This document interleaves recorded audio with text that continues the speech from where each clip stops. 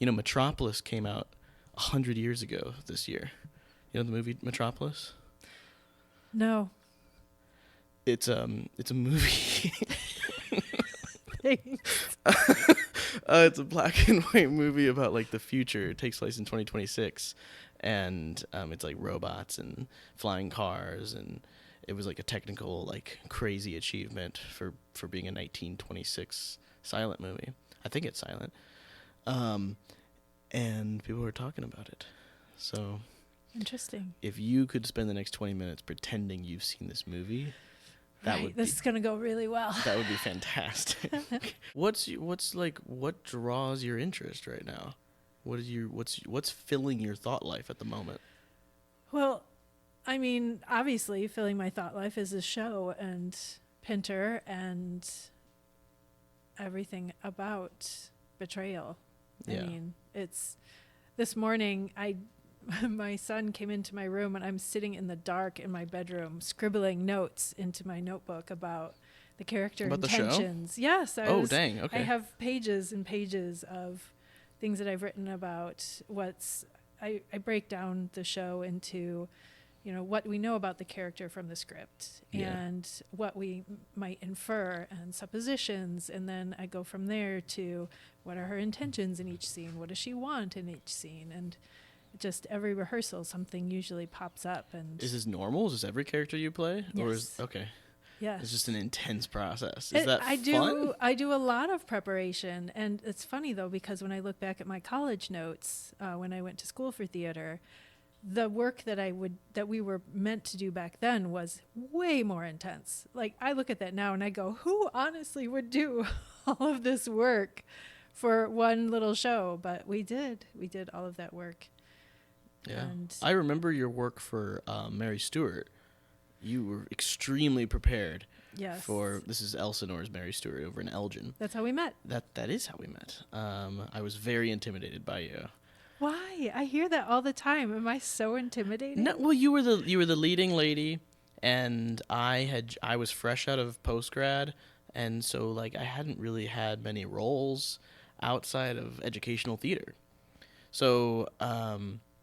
Well, I know Thomas, the director of that show, had seen you in something that he said you were really, really funny. Yes. I don't know what he saw. I had done Trade Federation with Other World Theater Company pretty quick before that. I hadn't done a ton of things.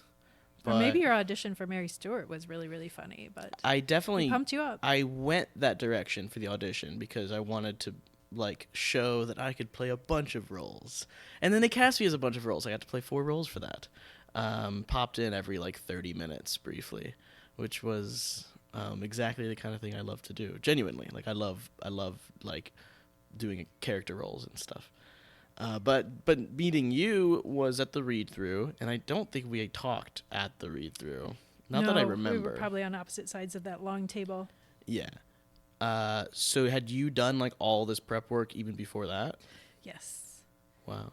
Yes. I like to come into the rehearsal process with having done as much prep work as possible, because then you can have a really solid foundation on which to build and to play. And of course, line memorization. I work on that early and often. Yeah. As well, because if you don't have those lines ingrained into your body, then if something happens or your co-star forgets a line, then you could be stuck. So. Yeah. And how can you live the life of this person if you don't have those words in your body? I don't write anything down for roles. I don't touch paper, but that's not a choice. I mean, my degree was in dramatic improvisation. So really? That was what my undergrad was just general theater, but my postgrad was dramatic improvisation. So it's mostly get out of the book and just do something and live through it. It wasn't against the book. It was here's one alternative to it. So that's probably why I love D&D so much, and I love any improvisational activities, but specifically dramatic. How come you're not in Max's improv group? Max, I didn't even know Max yet. Max was our most recent guest, and I hadn't even met him until like 3 months ago, or something like that. Didn't know he existed. But now I'm offended at him for not preemptively For knowing you existed knowing before. me. Yeah. Yeah. By the way, this is Marisa Snook. If you haven't had a chance to look at the title of this episode yet, this is Marisa Snook. Marisa is the... Ooh, what's your title for Woodstock Shakespeare Players? Co-founder. Marisa is the co-founder of Woodstock Shakespeare Players in Woodstock, Illinois. And Marisa has done a million shows in the area, and Not really. And well, I mean, I've only been doing theater here since 2019. I've been busy raising my kids. Yeah. We moved here from Seattle back in 2003. And I didn't do any theater until 2019. So you took 16 years off, to raise the completely kids. off. Yeah. I didn't I know was that. pregnant with Zoe and auditioning for commercials. Yeah. And then I stopped. And I had 3 kids in 5 years. Yeah, I mean, that'll do it. Yeah, kept me busy. Yeah. Okay. So And 2003. working from home, taking care of the kids full time. It was a lot.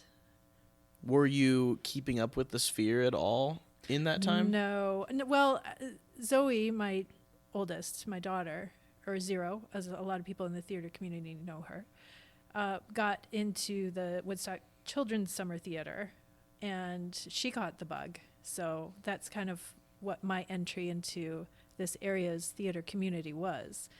And then I helped with social media and helped build their audience, and a lovely group of people that ran it, and a different group of people that run it now, but still is lovely. Mm-hmm. And then I went from there to helping Billy Sager at Woodstock High School, growing their social media presence until Zero graduated. And then she went on to Manchester. And by then I was like, I think it's time for me to get into theater now and do this for myself. And when did you go to Manchester? Zero went to when University did she go to of Manchester. Manchester? She went right during the height of the pandemic. Oh, dang, is when okay. she started university over there. Shoot. Okay. I met Zero before. I think. No, I didn't. No, I met you At Mary Stewart. She came and visited. Yes, at I a met her rehearsal. at Mary Stewart. Yeah, okay, that's bizarre. So I worked with you in Mary Stewart, and then the next time we worked with each other was Shakespeare. So And Zero came and helped with that. So Zero came and helped with that, and then after that, I worked with Zero on It's a Wonderful Life. First production On our was very first Silverstage Silverstage, production, yes. Zero played the Mary to my George in It's a Wonderful Life. So connections all around. Yes. So next up, we'll get your husband into the Silverstage shows. Good luck. Has he ever performed? No, he is not a theater person. Not a at theater person. all. I'll get him. No, you won't. What fun. Okay. So since 2019, what was your first show? What was your first big return? Murder on the Orient Express, Okay. which then promptly got canceled because of COVID. Woof. Yes. And then after that, it was Noises Off, which is where I met Stephen Pickering, wonderful co-star of Not Betrayal. Noises Off the theater company. Noises Off the show. The show. Which was at the Woodstock Opera House with Theater 121. And then I pushed until Theater 121 brought Murder back. There we go. Okay. And we finally got to actually Who did do you play? Murder. I was the Hungarian princess. Ooh, okay. It's a meaty role. Oh, yes. It was lots and lots of fun. Yeah, that's a fun one. And you know me, I'm a sucker for accents, so I'll Sure. do any accent. Yeah. That was fun. I often am not a sucker for accents. I have played 4 Russians though. Really? See, yeah. that's an accent I'm terrible about. But I was told if you talk like you have your mouth full of marbles, which sounds terrible, but it does kind of help you get into that mindset of how to shape your mouth for it. I couldn't tell you. Well, accents are literally all start from the heart of where do you speak them in your mouth. Yeah. Like the American accent is right in the middle of your mouth. The British accent is quite near the front of your mouth. And then Irish is even further, like almost in front of the mouth. So all the accents kind of start with that, where it is in your mouth. And then from there you can build out how do they do their consonants and their, obviously this is something. Do you have a favorite? Well, yes. I love RP. I studied in London, England for a semester only, but I was there for half a year. Okay. And that was my dream come true ever since I was a little kid. That's all I ever wanted to do was go to London, England. So do you think that's where Zero got the idea? Oh, I'm sure. Because her father, when I came back from England is when I met him, and all I could talk about was England. So I kind of put the bug in his ear, and then he spent a summer over there doing a work exchange. So I'm sure between the two of us, we put the bug in her ear somehow. I do think that is by far my worst accent. RP? Yeah. Really? Interesting. I think it's impossible. What's your best accent? Probably like a classic Minnesota Fargo kind of accent. Nice. Or I keep playing these Russians, but the Russian thing though, it's such a stereotype that I go into because it's always been comedic roles and it's like over the top caricatures. So who knows how accurate it is, but they're super fun. Yeah.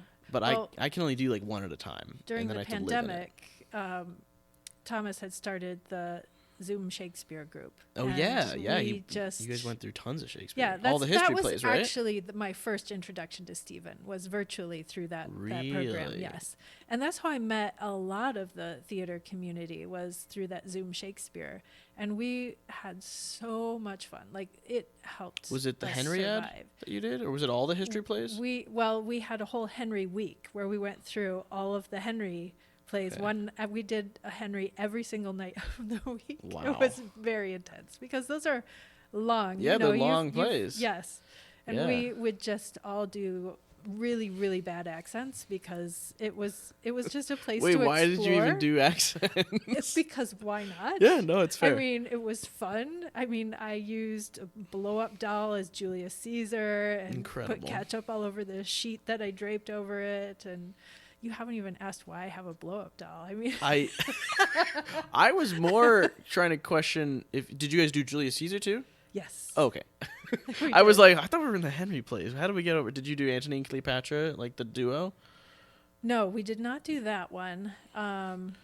We did Hamlet. We did Romeo and Juliet. We did a whole bunch. So the Henry, I think, is just the thing that Thomas happened to tell me all about. Yes, because that was the epic week that we did. Okay. But separately, you were doing a lot of Shakespeare plays. Yeah. But all of the servants always had Southern accents. I don't know why. That's just what we somehow ended up doing. Sure. And it was very fun. Yeah. And stupid. It was just fun. That is fun. I do Zoom Shakespeare readings currently with various actors. Troilus and Cressida, you roped me into. I did rope you into Troilus and Cressida. What a weird play. I love that show. I really want to direct it.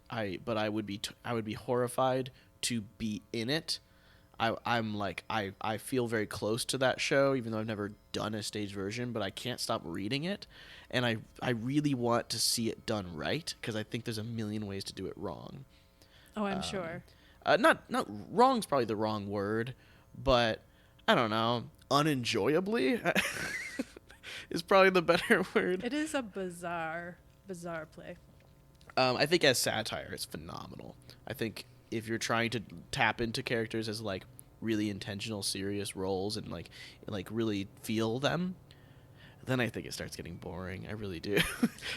Yeah, I could see that. Anyway, I could go on a tangent, but nobody knows Troilus and Cressida, so nobody knows what I'm talking about. But they should. They should. Yes. They should. Well, that was our first connection, you and I, was Shakespeare nerds. Yeah, it was, wasn't it? Yeah. I don't, because of Shakespeare kind of players. Heard or saw a social media post, I think, about and I don't think I knew you were connected to it right away. Or maybe I did. You did, because you approached me about I know, it. but I feel like I approached you after I realized, like, that was you. I think I saw notices of it, and then I put the dots together that I was literally performing with the person who was running That's it. really sad. and so I don't think you were like at rehearsals advertising your other projects. I mean, you were focused on the stuff we were doing. Yeah. So I'm not too surprised, but no, I heckin' love Shakespeare. I love it. I want to see some of your adaptations sometimes. Yeah, like what adaptations? What do you mean? Well, you did some short versions. Like over Zoom you're talking about? Or didn't you take some of the scripts and shorten them to like 90-minute shows? I did that with the show The Two Noble Kinsmen. I released a 90-minute version of The Two Noble Kinsmen where I basically took out all the lovey dramatic stuff and kept all the comedy side quests in, because that's one of those shows where the stories are so separate from each other that you can take one out and it has absolutely no impact on the other stories. They barely even overlap. So I was like, I really like the fun stuff in this. Let's do a comedy romp, like a Three Stooges kind of thing. And I called it The Jailer's Daughter. It's a fun one. I really like that one. Cool. Features a 10-minute monologue in the middle of the jailer's daughter, and her mad ramblings over the course of a week. So it's a 10-minute monologue that takes place over the course of a week. Wow. Super fun. That does sound fun. It's not a 10-minute monologue in the play. It's various monologues, mini monologues. So she just keeps popping in and out, and so I like coalesced them together. That's cool. What's your favorite Shakespeare? That's a tough one because I love so many of them, but my current favorite is King John, which I know is a bizarre choice, but we read it on the Zoom Shakespeare and I played King John, and I was like, someday I will play King John. Incredible. They did a version with a female King John in England, I think right after the pandemic or before the pandemic, I can't remember. Is this the same John as like Robin Hood? I literally know nothing about this show. It's the only King John I know of. Yes. So it is the same. It's the same like the same like historical. It's figure. the same historical figure. Yes. I love that Shakespeare like tells other versions of some characters that have honestly more popular versions. Well, they were actual people. Yeah, I know, but they're all fictional stories. Plays. Shakespeare's history plays are it's like basically just fiction. I mean, you're going to get into my love of political theater.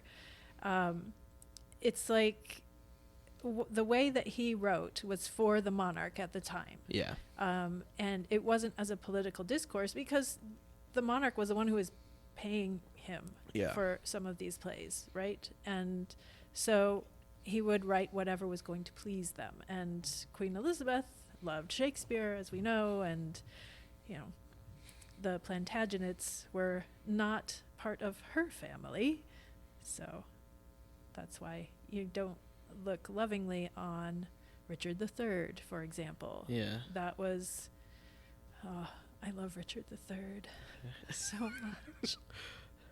And I just feel like he was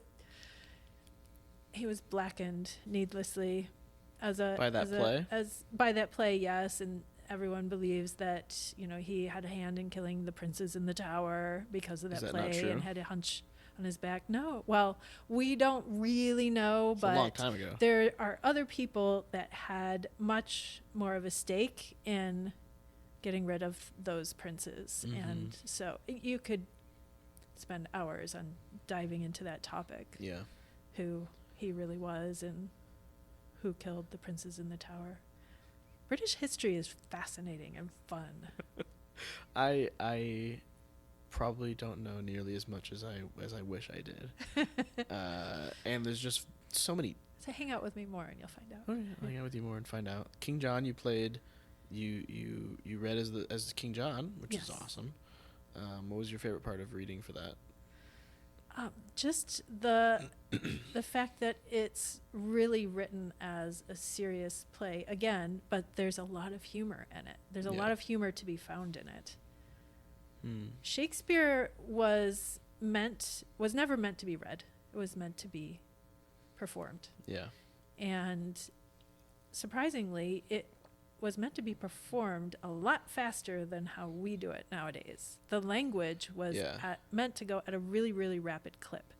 And sometimes if you read some passages at that rapid clip, you get more of the humor out of it than you do if you're doing it slow. I think generally, especially in America, we savor that language so much and we get so wrapped up in it that it...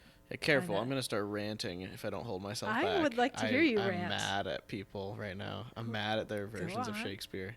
I'm not talking locally or anything like that. I'm like, just the grand scape of American Shakespeare makes me mad. How so? I think it's overly poeticized. I don't know if that's a word. I like it. Let's and go I with think it's treated as too sacred. Too sacred? What do you mean by that? William Shakespeare just did whatever he wanted and had fun. And every single one of his plays is filled with such nonsense. At some point, I'm not talking about the whole shows, but this isn't some religious scripture of some sort. Like this, so like the idea that it needs to be performed in this like gentle, sacred, poetic way. Oh yeah, no, makes me so mad. Terrible. I'm like, have fun with it, go crazy, and. Well, think about the people that he was performing for. Think about the groundlings. Now, the groundlings, people don't know, were the ones who stood in front of the stage and they paid like a penny or something really, really cheap to stand for the performance. And I think a lot of times people make the mistake that the monologues are read out to the stars, when really those monologues were always performed to the audience, to the groundlings. And Jason, another co-founder of Woodstock Shakespeare Players, went to the Globe Theater, and I can't remember which play he saw there, but he said he was a groundling, was up right near the front of the stage, was leaning on the stage, and during one of the monologues, one of the actors came and did it directly to him, like sat in front of him and performed right to him. Where was this? At the Globe Theater in London. That's incredible. I know. I was like, oh, that's so cool. So that's how they were meant to be performed. So the Globe hasn't lost their way. No, Never definitely not. It's so wonderful. I gotta go visit. Yes, you do. David Tennant is my favorite Shakespeare performer. He's wonderful. I think he captures the humanity in every single one of his roles, both comedic and dramatic. And he's a great talent. Yeah, I love it. I love him. It's great. And I don't feel like he's I don't know how better to explain what I mean when I think people treat it as too sacred. Like, I don't feel like he does that. I feel like he just approaches the material like any other character. He finds the humanity in them. He finds the imperfections that exist in all of us, and he brings that out. And he does it playfully, and you feel that he feels it. And I think that's the important part. You can feel it's true, and I think that is with any good acting, is if you can see that they're acting, if you don't get caught up in that world, if you don't forget where you are, there's another level of acting that could be had. And I hope that with Betrayal, as succinct of a play that it is, I hope that we can lock you in so deeply into this whole world that you forget where you are, that you forget that you're just watching something, that you're in it, that you're emotionally invested in it. That would be perfection to me. Do you find yourself just entering this space and forgetting where you're at? Not quite yet, because we're still struggling with lines. We've got a couple of weeks yet. Welcome to rehearsals where we just force them to stop using their scripts. But yes, I do. And when I'm really locked into a performance, it is breathing and living with the audience. Like, your performance gets transformed by the energy from the audience. And it's a bizarre thing, but I will never forget in Noises Off, there was this scene, I'm the only one on stage, and I'm doing this ridiculous scene with a broom, and I'm like talking to the broom like it's a human, and I just felt this energy from the audience, like it was just them and me, and we were in like this vacuum together, and I've never felt that connected to 240 people like that ever again. Like, not quite that way, but I will never forget that. It was amazing. And that was that, how planned was that? I mean, I did the script and everything like that was planned, but you don't plan exactly how you're going to say every line every single time. You can't predict a connection. Because you play the feeling, you play the human. If you're reading a line because you're like, this landed funny last night, I am guaranteeing you it will not land funny the next night. And it hurts when it doesn't. Yeah. It hurts so much when it doesn't. And the reason it didn't land the second time is because that's not the connection you were existing in. Yes. That's not the relationship you were having with that audience. Mm-hmm. You were playing...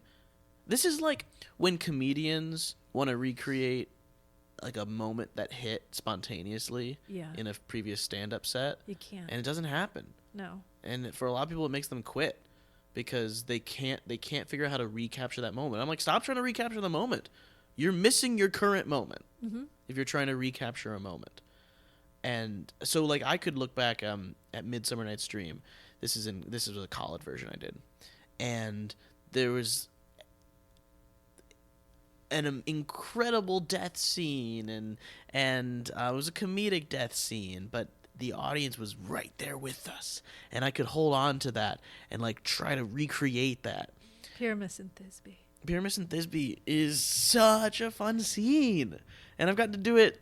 Yes, you got to do it for 3 us too, times.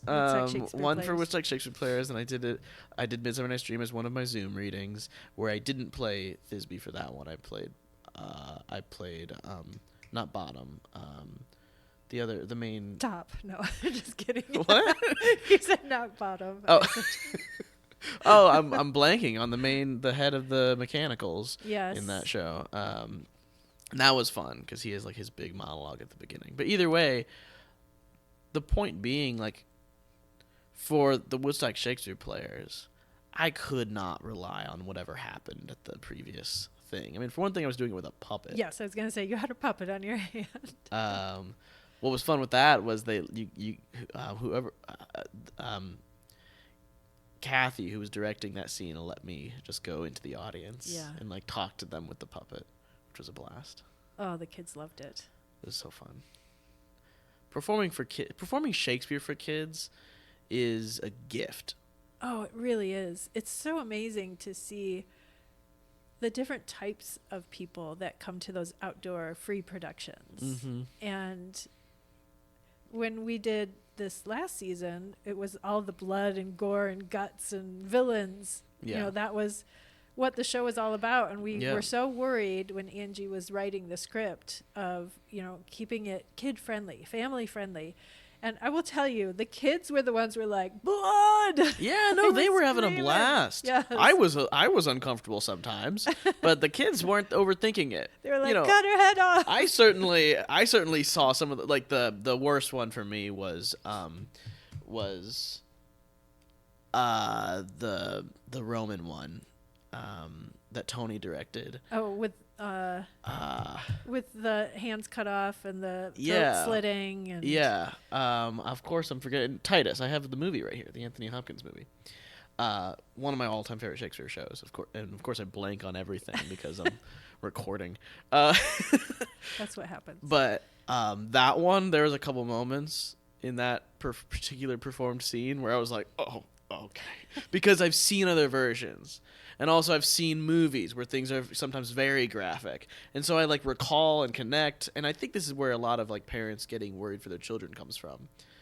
But like a lot of these kids they're not correlating it to more extreme things. They're just enjoying the moment. I think they're correlating it with make-believe and play. And that's what they should be doing. Yeah. It was a fun show. I have a lot of fun. 2 seasons now, Woodstock Shakespeare players. Third season's coming. Third season's we'll be coming. soon announcing the title and the dates. we have the dates. So. Is it confirmed to still be A Bit of the Bard? Yes, this will be the last of the trilogy of A Bit of the Bard. And then the next year we're doing something a little different. Still Shakespeare, but so the first show was called just A Bit of the Bard, right? Or there was like a subtitle to that. It was yes. Woodstock Shakespeare Players. I think it was just Shakespeare in the Park, A Bit of the Bard. A Bit of the Bard. The second show was called A Bit of the Bard, something wicked. And now we have A Bit of the Bard. Now you have A Bit of the Bard, part you will know soon. Part tres. Very excited for that one to come out. Let's go to our main topic of conversation today, which is our current show, which you've brought up, Betrayal by Harold Pinter, starring Marisa here, as well as Max Saunders, who was on our previous podcast episode, and Stephen Pickering, who is the most lovely person. Really, truly. And the three of you are incredible to watch together. The show is directed by Jake Heeline, who directed Silverstage's show No Exit. He appeared in It's a Wonderful Life with Zero and with myself. And we got a great team here doing Betrayal. Yeah, I feel really, really lucky and blessed to be performing with them and working with you and Jake, of course. It's just so comfortable, and everyone works hard, and everyone is very giving of themselves and ready to play and explore. And I think it's going to be a good end product. Yeah. It's a blast. I had never heard of the show. I don't know if I can admit that. Yeah, absolutely you can. Steven was the one who originally told me about it. And he said he was dying to play the part. And he saw it at the Goodman, and he just really wanted to tackle it himself. Yeah. He had no idea that I was that he was pitching to me. He didn't. Oh, really? He had no. I don't know if you knew this, but he had no idea that he was pitching a show to me. I was trying to get him to tell me of shows that he wanted to do, that dream roles or passion projects that other theater companies locally probably weren't going to do. And then he told me all about it. I kept asking questions, and according to him, he never processed what I was doing. And I called him up 2 weeks after that, and I was like, "Hey, I read it. So when are we doing it? When are we doing the show?" And he had already mentioned wanting to bring you on, which was lovely. Yeah, phenomenal. He's a lovely human. Yeah, no, I pushed back against that, but I mean, we had to go through. Yeah, sure. You hate me. That's why I keep working with you. Yeah. My first experience with Harold Pinter was actually seeing him perform in his own play in London. Which show? I was 19 years old. It was No Man's Land. He performed with John Gielgud. It was 93, 94. I had never even been on a plane, much less to a different country. And this was before cell phones. Did you go for this show? No, that was when I studied over there. Oh, okay, gotcha. I think we saw the show on our second night because we were going with a program through Butler University. And so they had this orientation period of 4 or 5 days where we explored different areas. We went up to Dublin, stayed with a host family, blah, blah, blah. But the very first thing we did was go to the National Theater, and we saw Harold Pinter in No Man's Land. And I didn't really know much about him. I had signed up for an absurd theater course in London, and he was very well known for Theater of the Absurd. A lot of his plays are very focused on theater of the absurd. This play, people tend to think of as more of a memory play. That was a different movement. If you see any of his other stuff, it is very disjointed. If you like realism, you will be so confused because you will be sitting there trying to understand. So this one is more realism than his other plays. Much more realism. Because this one's fairly disjointed. It is in the sense that it starts back to front, which is a theater of the absurd trait. Yeah. Because they were trying to pick apart everything. That movement came in France after World War II. theater of the absurd, and it was sort of a direct response to the war, and life had no meaning, and language had no meaning, and they wanted to bring this into theater. So really, if you go and see Waiting for Godot, a lot of people know that one. Jean Genet was one of the founders of theater of the absurd, Ionesco. If you go and see any of those plays, you will be like, what is going on? I don't understand it. But you're not meant to understand it. You're just supposed to experience it. Do you still line this play up with Theater of the Absurd? I only in the sense that it goes back to front. Yeah. But because this was really based on Pinter's experiences in real life, Yeah. you can see that the language is very real. It's very, people actually talk like this. Like, you can follow the conversations. You can't always follow the conversations in Theater of the Absurd plays. So I do think this one falls in more of a memory play, which is like Glass Menagerie, Tennessee Williams. That's a classic memory play. Right. And that, I think that movement started coming up in the 70s. And this was written in 1970-ish, 34. I think this was... Was sometime in the 70s. Late 70s. Late 70s? Or possibly early 80s, but I think late 70s it was written. Yeah. So when I think of memory plays, now I perhaps I'm just thinking of the wrong thing, and maybe I was not familiar with the name of that genre. I guess I think of plays like the adaptation of To Kill a Mockingbird, where your narrator or your there's a present day and then you go back. Yes, and that's exactly what a memory play is. But this one doesn't necessarily do that. No, the only things that fall in line with it are that, well, I think because it could be from his memories, since he was the one who lived this experience, which I was looking like, I was like, which one was he? Like, was he Jerry? Was he Robert? I think he was Jerry, because if you look at the play, there's only one scene that Jerry's not in. Yeah, but he had an affair. Harold Pinter had an affair with his wife. Right? Oh, right. Okay. So Jerry. No, it could be either one. Wait, no, yeah, of course. No, yeah, it would be Jerry. Oh, yeah, you're absolutely right.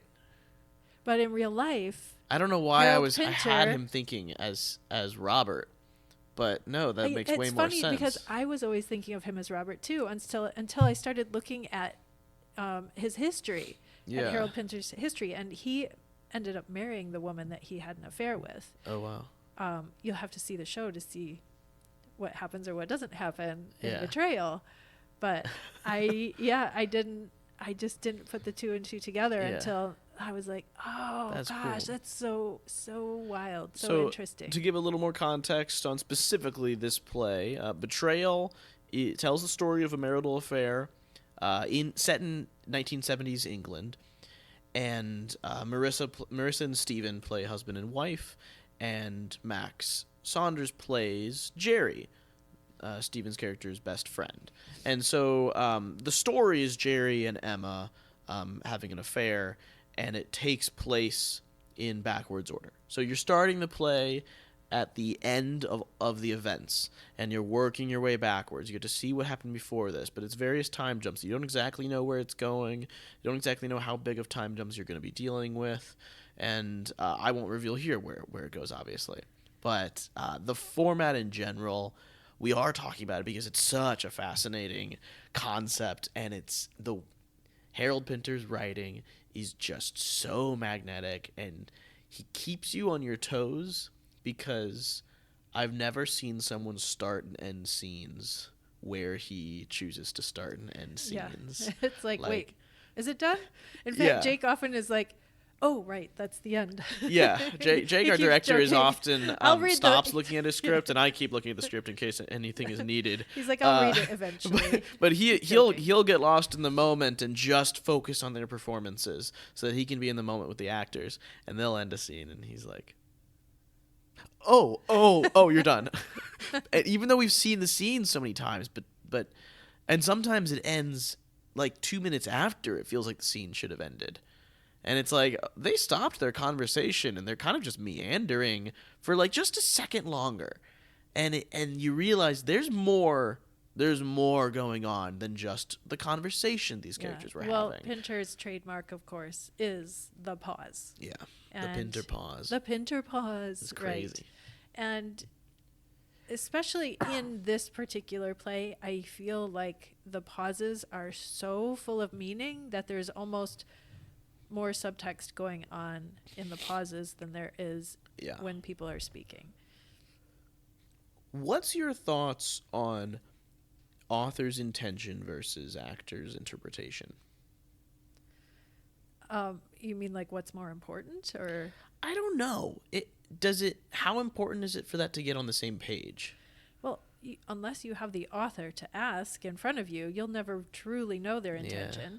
But you can look for cute clues in the work itself. Yeah. And with Pinter, there are so many clues throughout. There's also a lot you don't know about these characters that you have to infer or make up, or, as far as past and history, there's been a lot that we just don't know. Something that's really cool to see in the rehearsal process is how much focus you all put on what your character knows versus, and that being way more important than what is actually going on. Instead, it's about what does my character actually think is going on. That's what's important, because that's what the scene is. That's their world. The scene isn't, this is the reality, this is what's happening, and I need to play that. The scene is, this is what my character thinks is happening, and this is what my character thinks they should do about that. Yeah, because that's real life. Yeah, that's way closer to real life. I don't know people's thoughts. I don't know if somebody hates me randomly, but I can't worry about it because I can't control that. Yeah. Or sometimes I can look at periods of my past where I very much do worry about it. Oh. I think it was, I'm trying to remember which actor this was on an interview. It was a British actor.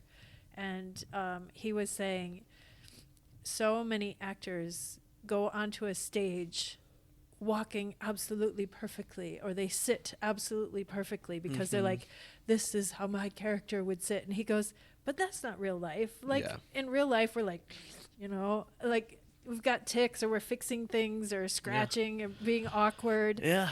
And why wouldn't you do that on a stage? If you're trying to be real life, then you should be real life and be awkward, and don't be afraid to be ugly or goofy or any of the above. Yeah.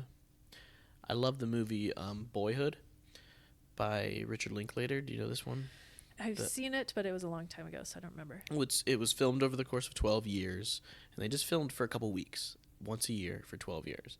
And so you're returning to the characters as they're getting older and older, and the main character is that he starts at age 7 or something like that. Yeah, something like that. And you return to him every year, and there's various things about him that they just don't explain.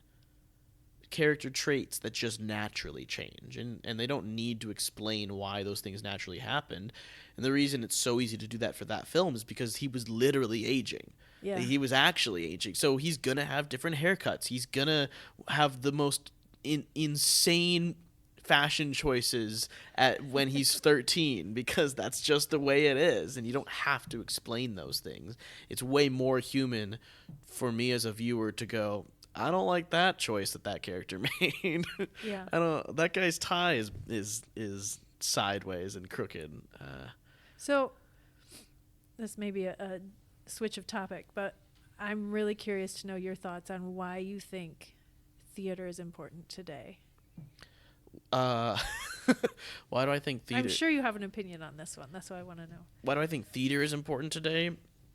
I don't think theater is the escapism that so many people are seeking right now. And I don't think the mass levels of escapism that people are seeking is healthy. I don't. Interesting. I don't think art was ever designed to be escapism. And when I say designed, I can't ignore where I'm coming from. And so I'm not forcing anything on anybody, but I do come from a religious background, and I do come from a core for myself of viewing the world as very designed. And I view the world as we are made in a grander divine image.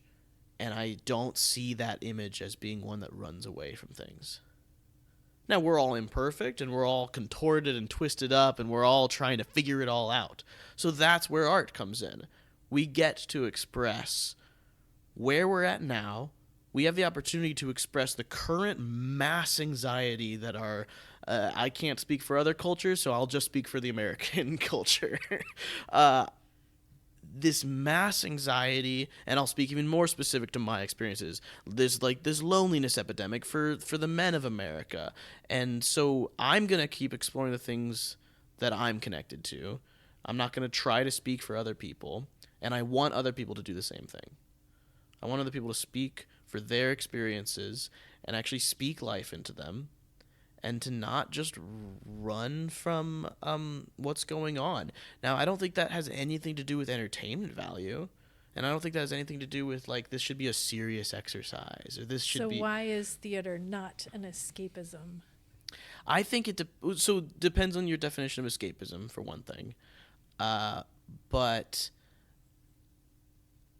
escapism, in my mind, is a distraction. And I'm trying to speak in gentle terms as much as I can, because I don't think it's inhuman to want a distraction. I think distractions are very natural. What is distraction to you? I mean, what is this escape? You said know. There's different definitions of escapism. On our last podcast, Max brought something up. He brought up this idea of types of fun. And it stuck with me. And I posted a clip of it on the social media. But the reason it stuck with me is because he brought up this, like, type 1 fun. And I don't know, classifying it is what it is. But he did point something out, which is sometimes we have activities in our life that don't really mean anything to us after the moment's done. It doesn't make any sort of impact. It's a nice moment, and I very much support having those moments.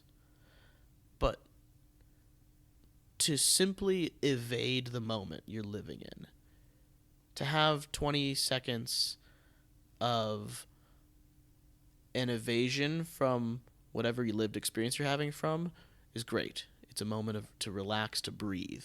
To have 20 hours of a soap opera to evade from what you're thinking on is a little bit more than just a moment to breathe. Yeah.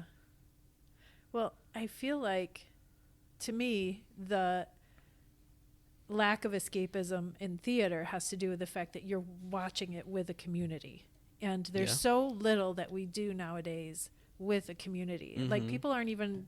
There's not as many people going into the theaters, to movie theaters, to view movies together. Everything is done alone, or in your room, or maybe with one other person present. And you forget how important community is, or how good it can feel, or how cathartic it can feel. And I feel like theater is the only medium, live theater, that can really do that, because you are, and maybe viewing a movie in a movie theater, but it's not the same thing, because you're not breathing with those actors on the screen. You don't get to have a shared moment with the performance. Exactly. The performance stays the same no matter what in a movie theater.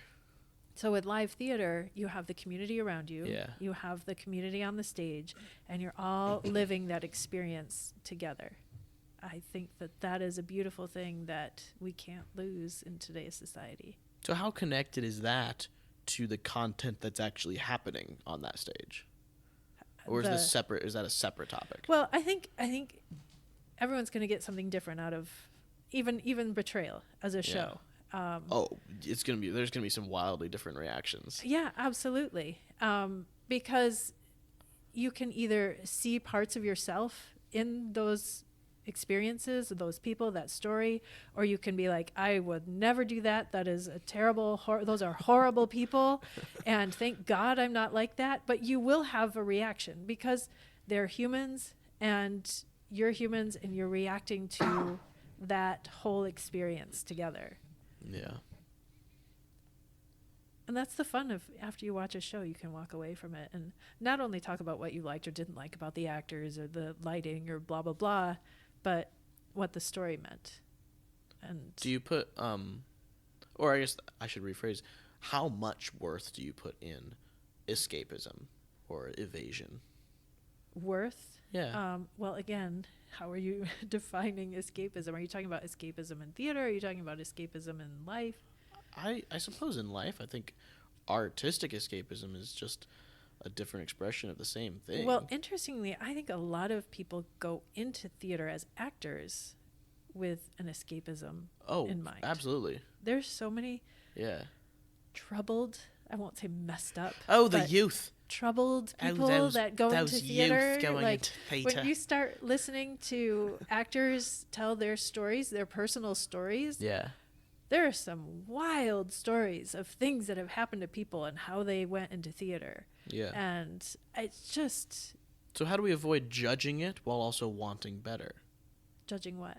I don't know. Do you find yourself just do you find yourself judging that even if you don't mean to, that people do that? No, because I went into it as an escapism.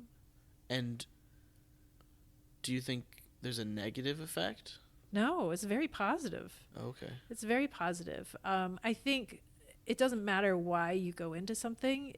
What matters is why you keep doing it. Okay. What does it mean to you? And to me, telling stories is one of the only purely human things that's out there. We can tell stories. Animals can't tell stories. There's nothing else on this planet that can tell stories. Yeah. It's a deeply human thing. And telling other people's stories, it's going to help connect us. And we need that connection, that loneliness epidemic that you talk about. There's seniors that are lonely. It's not just men. I do agree with you on the loneliness in men epidemic. Yeah, I don't say that to devalue other areas, but again, speaking from my experiences. It's a real thing. And again, theater, I think, helps combat that with its community, but also with us being able to recognize ourselves in those stories or learn from those stories. Whether it's, I don't ever want to do that, or I can see myself in that, or I didn't know that happened. That's amazing. So, I would argue theater is not the most viewed thing in the world right now. Yes, sadly. Trying to change that with free Shakespeare in the park. Yeah, well, and that's the thing. We're making active steps to try to bring people back to the community. But at the end of the day, there are loads of people who are not experiencing these community experiences. So where do you want this to go? And I guess not just where do you want it to go, where do you see it feasibly going? Well, I mean, theater has been around for millennia, right? Yeah. Since as far back as history goes. And I don't see it ever going away, truly. There's so many different forms of theater. There's the performance theater of people in our government, not to get political, but there's a performance to that. There's deep movements in the theater history of doing theater to change politics, like actual kind of staged things where they would walk into a bar and they would do a scene, but other people in that bar wouldn't realize that it was being a scene that was performed. There's so many different things to use theater for. There's theater therapy. There's art therapy. There's theater therapy. So there's a lot of different uses for it. I don't think it's going anywhere, but I do think that we have to continually reinvent ourselves as artists in the theater in order to keep it alive. It's odd. We see like artistic mediums evolve and change constantly. Yeah. And in some ways, live theater hasn't changed for millennia. In some ways. I mean, we've changed like the setup around this central idea, but the central idea has just kind of stayed the same. This live performance of people in front of these other people in this setting. Like we've simply been reinventing how to do that. Well, it can be something as grand as you see these productions that look like part movie, part like there's huge screens in the back and they're doing all these things on the screen. Projection Or theater it can is be as simple as what we do in the park with nothing but like props we found at home. Yeah. And like I always called us the bad news bears of theater, just out there entertaining people with what we have. I think part of the draw of the Woodstock Shakespeare players for this like trilogy that you guys are doing is that you're witnessing a new writing piecing together Shakespeare for trying a to connect for the a new modern audience with Shakespeare, without losing Shakespeare's language, which I really appreciate. There's like almost a new puzzle, but using old pieces. Yeah, which is really cool. But that's all art reinventing itself over and over again, you know? Yeah. But again, I keep going back to this. Do we need to... If what you say is true, it's never going to go away, theater's just always going to be there, then is there anything to be done to enhance it right now? If we see that tons of people are sitting in their rooms watching TV by themselves, not having any community, do we... Make it more accessible. I think that's the biggest thing. Okay. Because right now, if you go to New York and you want to see a Broadway production, the average person can't afford those tickets. Yeah. They're very, very expensive. Some theaters are trying to do creative things to allow people who don't have the means to see shows. Steppenwolf here in Chicago has $20 tickets for shows you have to jump on, but there are options like that. Yeah. They have at Chicago Shakespeare the 30 under 30. So if you're under 30 years old, you can get $30 tickets. So they're trying to make it more accessible while still being able to afford the type of productions people expect. And you know what? Another thing that I wonder about is if the community aspect is what keeps people away. For some, like, if we're in an era of so little connection with strangers, then putting yourself in that environment is almost like a scary thing. Maybe for some people. Like, I can go to a movie theater by myself, and I have no intention of speaking to a soul. And You could do that at a play too, though. Yeah. But for some reason, like, I don't know. I'm trying to tap into like the mindset of if I'm in my room and I'm by myself and I have the accessibility right in front of me to watch whatever I want to watch on these screens, and the ease of it. The ease of it is always going to be more accessible than going out and doing any event. But it's such a different experience. Yeah. As you know. So some people, like you said, may never really understand that experience of going out. But in doing plays like Chalk, which was one I self-produced and performed with my daughter, that was a type of show that you don't see out here. Yeah. And you would have to go into Chicago to see that. Choosing that play to do out here was me trying to force people to try a different medium. Yeah. And I think you're doing the same thing here with Silverstage and having it out here in Harvard where there's not live theater out here. Yeah. I know on some of those Saturday art fair events, people walk by and they go, "Oh, there's theater here now?" Yeah, people That's are so every day cool. people find out for the first time that there's theater here. Because getting the word out is harder than ever. There's so many things getting thrown in front of you at all times on social media. So everybody's fighting for everybody's attention. So in a way, brother, we are fighting the movement. We're fighting the movement. There we go. It's a fascinating subject, trying to like fight a movement, but also to a certain extent you have to go along with the movement and like go with the flow in order to survive against those waves. You kind of have to ride them. You can't just fight them. It's both. You also can't jump out of the boat and give up, so you're still fighting. Yes. But it's like it's fighting in tandem with something.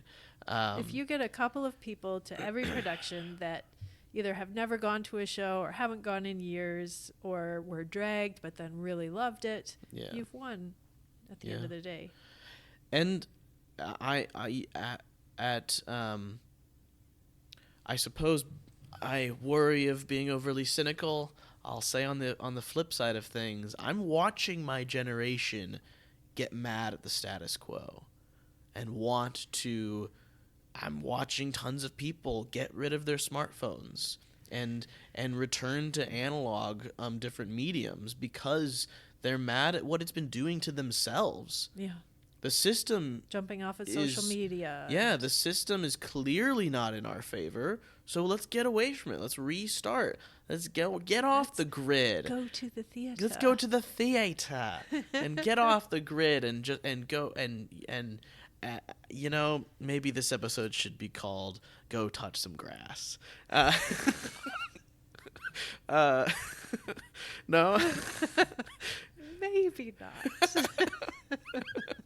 Is that I think coming at this from a place of understanding and acknowledging anxiety and loneliness and ease and wanting to be at ease and wanting to be able to breathe while also being able to push each other into community because it helps.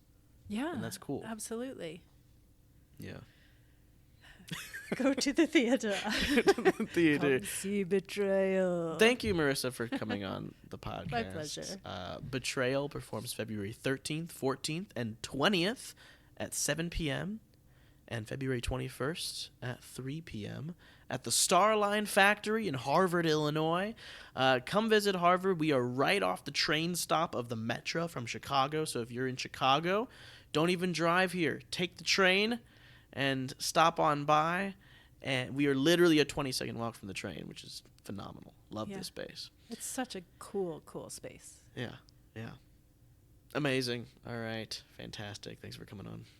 You're welcome.